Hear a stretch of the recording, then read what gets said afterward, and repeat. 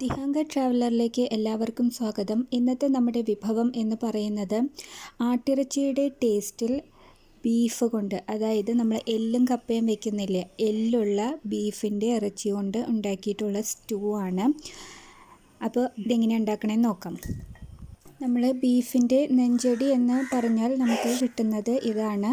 അതായത് എല്ലുള്ള ഇറച്ചിയാണ് നമുക്ക് കിട്ടുന്നത്. അത് 1/2 കിലോ എടുത്തിട്ടുണ്ട്. അതിൻ്റെ കൂടെ 2 ഗ്രാമ്പു, 2 ഏലക്കായ, ഒരു ചെറിയ കഷ്ണം പട്ട.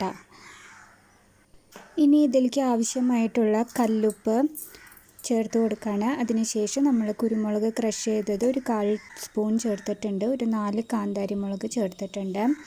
ഇനി ഇത് നല്ലോണം മിക്സ് ചെയ്തിട്ട് നല്ലോണം വേവിച്ചെടുക്കണം. എല്ലുള്ള കാരണം ഇതിൻ്റെ ഇറച്ചിക്ക് വേവ് കൂടുതലായിരിക്കും. അപ്പോൾ ചിലപ്പോൾ ഒരു 8-9 വിസിലടിക്കേണ്ടി വരും. അപ്പോൾ ഇത് വേവിച്ചെടുക്കാൻ പോവാണ്.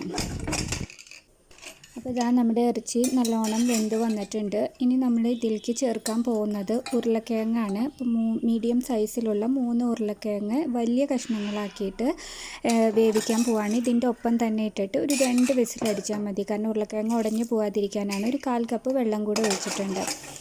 ഇനി അത് നമുക്ക് 2 വിസിൽ വരുന്നവരെ വേവിച്ചെടുക്കാം. ഉരുളക്കിഴങ്ങും വെന്ത് വന്നിട്ടുണ്ട്. ഇനി ഒരു ചട്ടിയിലേക്ക് നമ്മൾ 1 ടീസ്പൂൺ നെയ്യ് ഒഴിച്ച് കുറച്ച് കാഷ്യൂ നട്ട്സ് വറുത്തെടുക്കാം. വേണമെങ്കിൽ ഇട്ടാൽ മതി. എന്നിട്ട് അത് മാറ്റി വയ്ക്കാം. ഇനി അതിലേക്ക് ഒരു 2 സ്പൂൺ വെളിച്ചെണ്ണ ഒഴിച്ചിട്ട് ഒരു ചെറിയ സബോള അരിഞ്ഞതും, ഒരു ക്യാരറ്റ് അരിഞ്ഞതും, ഒരു ചെറിയ കഷ്ണം ഇഞ്ചി അരിഞ്ഞതും കൂടെ ഇട്ടിട്ട് നന്നായി ഒന്ന് വഴറ്റിയെടുക്കാം. ഇനി അതിലേക്ക് ഒരു 10 കാന്താരി മുളക് നടുവേ കീറിയത് ഇടാണ്. ഇതാണ് ഇതിന് എരിവ് കൊടുക്കുന്നത്.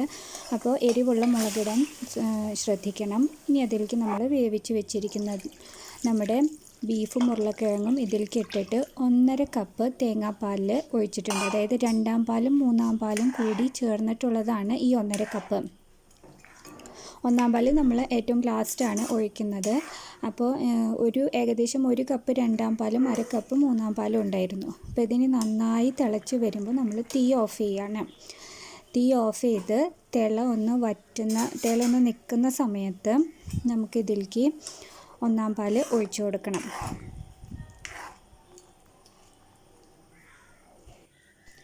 അപ്പോൾ ഇതാ തിളന്ന് നിന്നിട്ടുണ്ട്. ഇതിലേക്ക് നമ്മൾ 1/2 കപ്പ് 1-ാം പാൽ ഒഴിച്ചു കൊടുക്കണം. ചെറുതായിട്ട് അതൊന്ന് മിക്സ് ചെയ്ത് കൊടുക്കുക. വല്ലാണ്ട് മിക്സ് ചെയ്യരുത്, തേങ്ങാപ്പാൽ പിരിഞ്ഞു പോകും. ഇനി നമ്മൾ നേരത്തെ വറുത്ത് വെച്ചിരിക്കുന്ന കാഷ്യൂ നട്ട്സും ഒരു തണ്ട് കറിവേപ്പിലയും കൂടെ ഇട്ട് കൊടുക്കാം.